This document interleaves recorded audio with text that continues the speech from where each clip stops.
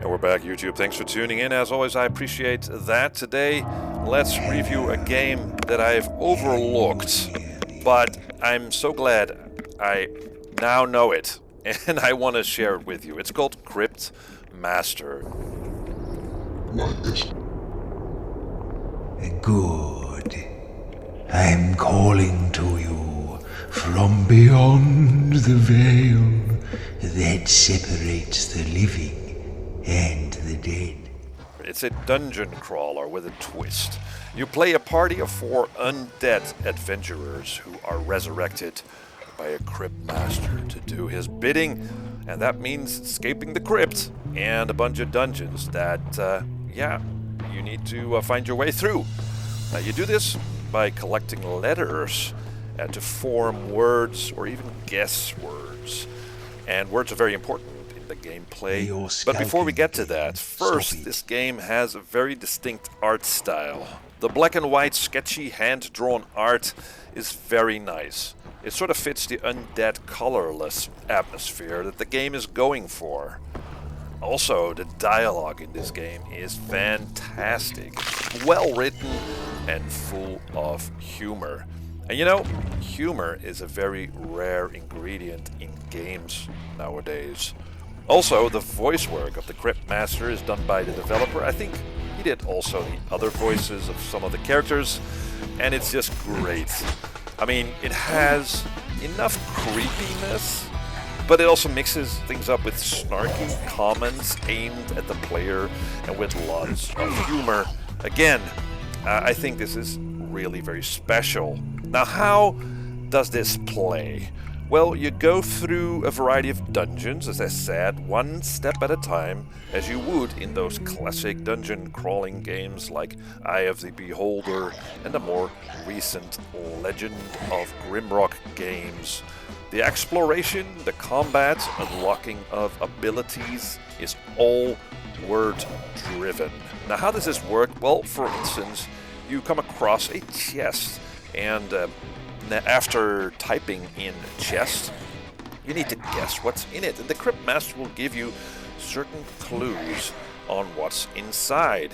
So you need to ask him various questions like smell, or remember, or taste, that sort of stuff. And the Cryptmaster will give you a cryptic answer.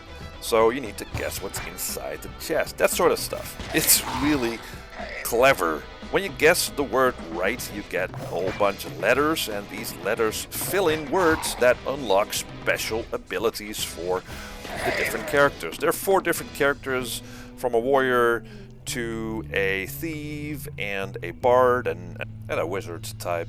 And they all have these different abilities, words to describe them, basically. And same with the enemies that you meet. They have, for instance, a certain name. On death, they will drop letters. So, again, these letters can be used to gain abilities if you guess or fill in the word that the next ability is. And, you can gain different abilities like hid and or certain ability to heal or set a trap, that sort of stuff. A lot of stuff you can sort of mix into the combat. But beware, some enemies are immune to certain letters. So you can't use the word of an ability with a certain letter in it. So that sort of mixes things up quite a bit, makes it quite interesting. Also, some of these letters unlock words that give you a certain memory of the hero's past. It sort of flashes out the characters of these heroes. Also, along the way, you will run into quite funny NPCs that will give you quests. They give you sort of an incentive to explore the dungeon further, or give you riddles to solve. The whole thing feels very, very clever. Think of anything wrong with it. This being a game of words, riddles, and word puzzles and guessing, if you're not into that, you might not really like this game. For players who don't speak English very well, this might be a tricky game to play for you. But the game has some settings to make it more generous, like give you more hints on what to do, or give you more tries for guessing words. again, the whole thing feels very clever. This is a very clever game. I mean, it's a recurring theme, I guess, and it's one of those games that flew under my radar in 2024, but it comes highly recommended. Thanks, guys, for watching so far, and see you in the next one.